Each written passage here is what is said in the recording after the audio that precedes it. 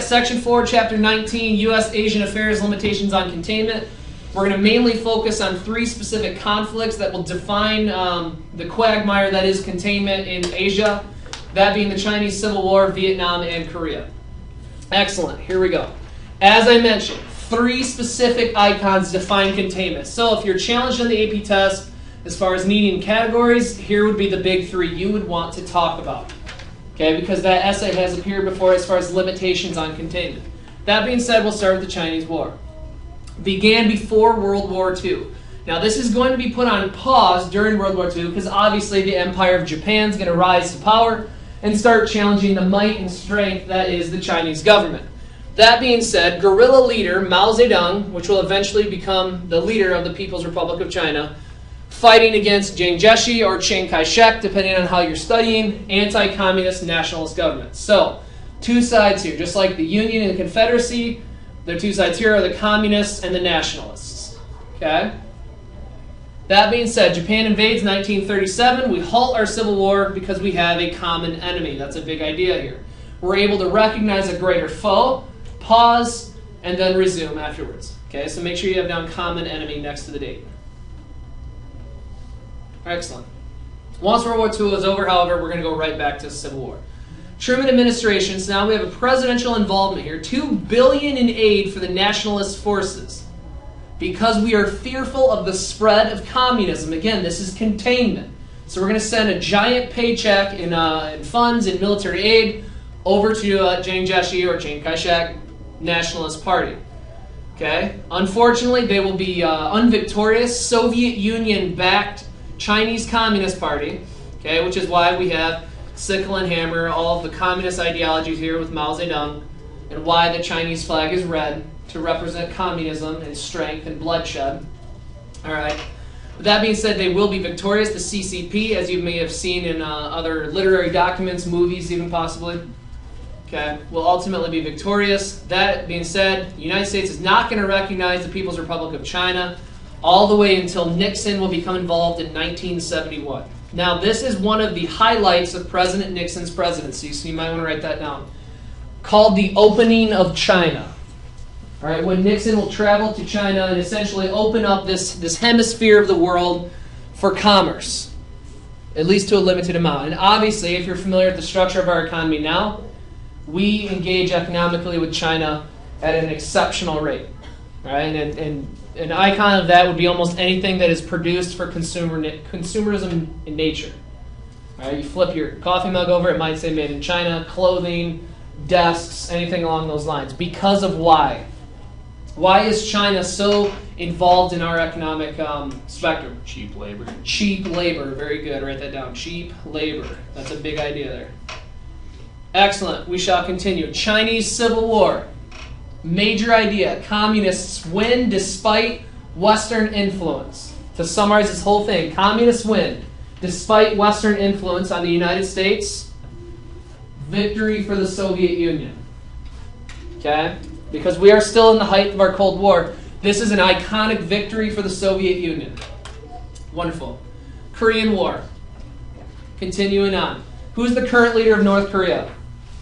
Kim Jong-un. Kim Jong-un. This is his grandfather, Kim Il-sung. Okay? Followed by Kim Jong-il, then Kim Jong-un. Excellent. Occupied Japan. It was occupied by Japan, in World War II. Not a sovereign nation. Okay? Split along the 38th parallel. Still a defining parallel that splits the nation to this day. Or at least establishes the 2 separate nations, North and South Korea. Okay? Soviets controlling North Korea, communists, and then the Western, mainly the United States, controlling South Korea, democratic capitalists. Again, we can see right here what ideologically incompatibility we have already established between Soviet Union and United States. Seeking unification, Kim Il-sung, okay, invades South Korea in 1950.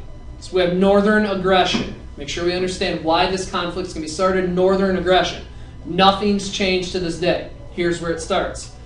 Okay, essentially starting the Korean War. 2 months earlier, so before, U.S. National Security Council Memorandum, NSC 68, President Truman must have a massive development of conventional nuclear capabilities. So, National Security Council goes forth and issues this memorandum. We must develop an impressive nuclear arsenal. to show the world, essentially, and specifically this conflicting portion of Asia, we are number one, America. All right? That being said here, we send that message to the Kremlin, which is what? What is the Kremlin? It may sound familiar if I say Congress. Congress is to the United States as the Kremlin is to... Soviets. Very good. That's the Soviet government. Write that down. Okay? The Soviet government, the Kremlin, causing the U.S. military budget from $13 billion a year to $50 billion. Quite an impressive increase. But again, we're trying to win the Cold War, militaristically without actually firing a shot. All right? Truman believed North Korea's attack had been planned by Moscow, so we're already pointing fingers unfounded by facts. We don't know this, but we can speculate that it was probably led by Moscow or the Kremlin, however you want to title that. It's capital city versus Congress, Washington, D.C. Congress. Okay? Truman sends troops to occupy Japan. Why is it occupied? World War II. World War II just happened. They're not completely a sovereign nation yet. It's being occupied by the U.S. military. Into South Korea, and even the UN Security Council passes a resolution condemning. So we have UN troops and United States troops. Who's on the Security Council? Or what is the UN Security Council? What do you guys know of it? The permanent members of the United Nations. Write that down. Underline UN Security Council, the permanent members of the United Nations. Okay? United States being one. UN Security Council is the only possesses the only nations that can actually veto a UN piece of the legislation. One Security Council member vetoes it, it's totally done. Okay, it'd be like having 5 presidents to your Congress. Excellent. That being said, U.S. and UN forces under the command of MacArthur, he should sound familiar, devised an audacious plan that outflanked North Korean armies, sent them back across 38th parallel. So the first stage of the war, the North invasion of the South. Second stage of the war, United States, United Nations response, sends them back over the 38th parallel. We're not happy with just this rollback plan, though. Rollback and brinksmanship. Push them to the end, and eventually communism will fall. We're not seeing the results that we have, though. So he authorizes MacArthur's U.S. forces to invade North Korea and attempt to remove the leader. That's a big idea here. Presidential approval to go forth, invade, and try to capture Kim Il-sung. War could have ended right now. However, they have other nations in the area. Chinese threaten that if they do this, they will retaliate with an invasion, and they will have 500,000 troops. Okay? So here we have almost, in the very infant stages of its creation, the fall of the UN. We have 2 UN nations fighting amongst each other. Do we see how this could have just been dissolved and instantly plunged back to World War III? Or forward to World War III, excuse me. Mm-hmm. Okay? All over this small nation that is Korea. All right? MacArthur demands that China itself should be invaded. Woo-hoo-hoo. Here we go. Let's go, cowboys, guns a-blazing, America. Let's invade China. Tender issue there, though. Okay, Truman favored diplomacy, however, which, obviously, if you're met with 500,000 troops in North Korea, what will China throw at you? And you have to analyze the military as well here. United States, military superiority. Far more advanced than China. Population, though, and location. We can have the most advanced military, but look at the ocean we have to cross in order to make this successful. Okay? And they have really 50 to every 1 U.S. soldier. Even ill-equipped and poorly armed, they will stage a massive war. Okay? Which is one of the reasons the Soviet Union is successful in the East in both World War I and World War II. Okay? Ultimately, though, he's going to be forced to step down. MacArthur steps down. He will return, though, as a war hero and a patriot. So he's highly supported by the population. Write that down after patriot. This man is highly supported because he defines what many people say is the iconic American ideology. When you think of like a man's man, what president would you probably go to first? What do you guys think? A man's man. Does everything right. Reagan. Who? Teddy Roosevelt. Teddy Roosevelt. Very good. This is the military general that represents Teddy Roosevelt. Okay, it's the same thing. You know, why stop now? We have them on the edge. Let's just keep going and going and going. China says we're going to intervene. He says, no, we must take China as well. All right? Would that have been successful? No. Yes. Maybe, maybe not. Okay? However, this could have been, you know, the ultimate moment that we could have sent an absolute resolve to the containment of communism in Asia. Imagine that. If we would have been successful in Korea and we take China as well, would Vietnam have even happened? No. Probably not. Okay? Or at least it wouldn't have been to the result that it was, being ultimately a failure on the U.S. military part, but we'll remove ourselves first. That's ultimately on the next slide. That being said, officially ends 1953 on 38th parallel ceasefire. So who won this war? Nobody. No one. This whole war is fought to contain communism, and essentially we start and end in the exact same spot. Thousands of people will die for this. No one is victorious. Continuing on. Vietnam. France is trying to reclaim its property, also known as French Indochina, Vietnam, Cambodia, and Laos. Okay? These are originally French imperialist territories. They're trying to flex their muscles and come back up. Ho Chi Minh is the leader of the Vietnamese independence movement and will ultimately be our major issue in Vietnam. So, let's start right here, though. Just analyzing this second bullet. Look at what he's fighting for. Independence from foreign control. Is that not what we fought for in the American Revolution? Yes. Yes, it is. However, he's favoring Soviet communism. And that is a problem that the United States cannot allow. Thus, we step in. Okay? But one thing you got to understand, the start of this war, the dawn of this war, is fought over the very same thing that we as Americans fought for against Great Britain. But this is anti-capitalist, anti-Western, and thus very frightening, so it must be managed. Okay? That being said, were aided initially by the U.S., were crushed by Ho's forces, the Viet Minh. You're going to see the Viet Minh. You've probably heard of what more commonly, though? The Viet Cong. Very good. That's going to be a bigger problem for us. But nonetheless, these are Ho Chi Minh's forces, the Viet Minh. Okay, so you have to understand these are military individuals from the north. Okay, North Vietnam. You might want to write that down to distinguish it. 1954 Geneva Conference, nations of former French Indochina. As I mentioned before, you might want to have those down as far as you can give a geographical reference, so make sure you underline that. Received their independence. Goal, checkmate, done. However, Vietnam is divided, 17th parallel. North being controlled by Ho, South being controlled by the U.S., Ngo Dinh. So we've already established North Korea and South Korea again. Now we're just in Vietnam. Okay? Continuing on. South Vietnam's forces, loyal to Ho, known as the Viet Cong. Two-front war for the United States. The North Vietnamese forces, the Viet Minh. The South Vietnamese forces that still like Ho Chi Minh, the Viet Cong. Now, what do we know of the geography of Vietnam? Jungle. Thick jungles. Okay?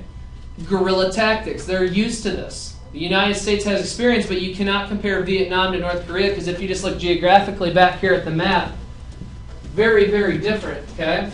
Basically, we have our equator running straight through here. Here's Vietnam. All the way up here is North Korea. North Korea is mountainous. It's cold. It's rocky. The Vietnam, thick, thick jungles. Okay? American forces were informed of a coup staged against Diem, forced not to intervene. He is assassinated. Interestingly enough, 3 weeks later, so is Kennedy. Speculation. One can go that route and say, were these connected? Possibly, possibly not. Okay? 3 presidents will define this era. Kennedy, Johnson, and Nixon. All of them are going to try to end the war. Or at least remove us. Victorious or not, we need to get out of this war. Johnson intensified U.S. involvement in 1964. Warships attacked the Gulf of Tonkin. Gulf of Tonkin resolution, wage war against Vietnam. Congress is going to send him a blank check. Let's go to war, boys. Okay? Just like the sinking of the Lusitania. Same theory here. The attack of the Gulf of Tonkin on U.S. warships by the Viet Cong. Not the Viet Cong, excuse me, the Viet Minh. Okay? Now we have our cause. Let's go to war. Okay? By 1965, nearly 200,000 troops in Vietnam. Anytime we have a statistic, make sure you have it too. Underline or highlight. 1968, 500,000. Okay, we will just start pouring and pouring resources into this conflict to try and contain communism from a nation that's seeking independence. Battling the North Vietnam Army and the Viet Cong with no end of the war in sight, Johnson steps down. He's going to step down as well as citizens are going to start to protest the war. Okay, this is where you hear stories of draft dodgers rising up, of people being spit upon. They often refer to this as the right wing stand. There was a country song, Montgomery Gentry, where someone gets, where he has a scar on his body from his right wing stand in Vietnam. Okay, basically we're saying that this is only fueled by conservative presidents trying to stop this war and look victorious. But if you analyze who we have here, non-conservatives. Okay, but ultimately they'll say that the only reason we're fighting this war is to expand the U.S. economy. Okay, there's two sides to every story. That's the side that says we should not be involved. How's it going to end? Okay, Nixon's going to go forth with his plan called Vietnamization. Nixon's plan to finally end the war. Train and equip the South Vietnamese army, all while pulling us out of the war. We're going to remove ourselves, but we want to make sure that you're successful in the process. All right, makes sense? It's a great idea. That being said, we have a couple icons of protest. Kent State in Ohio. Ohio National Guard, anti-war protesters, kills 4 of them. Jackson State University, police use armor-piercing machine guns, kills 2. Okay? Here we have a component, a demographic in society, if you will, saying we must end this war. It is fruitless. It is pointless. We will gain nothing. Okay? Thousands of people are dying every year over a war we're not even really sure of the cause yet, but we know it's one word, that being containment. Okay? Television is a big motivator here. If you think about this, previously, how would you know or how would you learn anything about the conflict in any war? Newspaper or radio. Now you can actually see it, though. Okay? That's a heavy, heavy idea. Some people can read of bloodshed, some people can read of conflict, but when you start seeing people dying, when you start seeing soldiers burning huts and all these other atrocious atrocities, it becomes more real. Search and destroy missions, okay? The use of napalm and defoliants such as Agent Orange, right there. Make sure you have those 2 big ones there. Napalm and Agent Orange. Massive bombing raids on North Vietnamese called Operation Rolling Thunder. Round-the-clock, systematic destruction of the North Vietnamese. It honestly echoes Blitzkrieg. Might want to compare that to it. Operation Rolling Thunder echoes the approach militaristically that of Blitzkrieg. And who used that? Germany in World War II. Very good. Okay? No one's really sure. We've never witnessed this before. Okay? Incendiary bombs that when they explode and detonate, it's literally liquefied fire. Okay? We've never used this technology or anything, but we need to get through these thick jungles. Demonstrators increase. 1.5 million people will resist the draft. Draft dodgers. Write that down. Okay? And this is where Carter's going to pardon all these people. A lot of people didn't like that right away. Tet Offensive, the Vietnamese New Year. Big idea there. Occurred in 1968. Decision to leave the war is imminent. Here we have an example of how this is never going to be solved. Let's get out of this war. Okay, North Vietnamese attacked every major city in Vietnam. Every single one of them. Breaching the walls of the U.S. Embassy in Saigon. Has anyone ever heard of the play Miss Saigon? On Broadway. If you ever get a chance, that's where it ends. Okay? The Saigon airlift. Maybe you've seen pictures of that, of helicopters trying to lift out U.S. soldiers and politicians from the embassy in Saigon before they get captured entirely. This is going to be escalated by the New York Times publishing of the Pentagon Papers, 1971.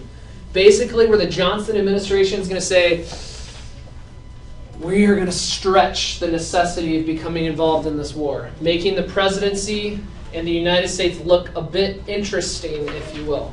Peace talks occurred in Paris, 1968. Before they break down, Nixon's going to order massive bombardment of Hanoi, escalating the conflict. January 23, 1973, agreement announced, followed by the removal of U.S. troops. As soon as that happens, North Vietnam takes the entire country. 2 million Vietnamese and 56,000 Americans will die in this. What were we victorious in? Containing communism. The attempt to contain communism, but essentially that claimed South Vietnam. But we'll never fully admit that we lost this war, depending on your alliance in the political spectrum. Okay? This is why a lot of people had huge issues with this war. We fought and we had American soldiers die for what? What did we gain? All right, that's the ultimate question that's left. All right. That being said, I would like you to watch this. This is actual primary source. It's war footage on the Tet Offensive. I'm going to go ahead and start handing out the study project for the AP test. The rest of you can go ahead and work on your objectives, and that's all we got.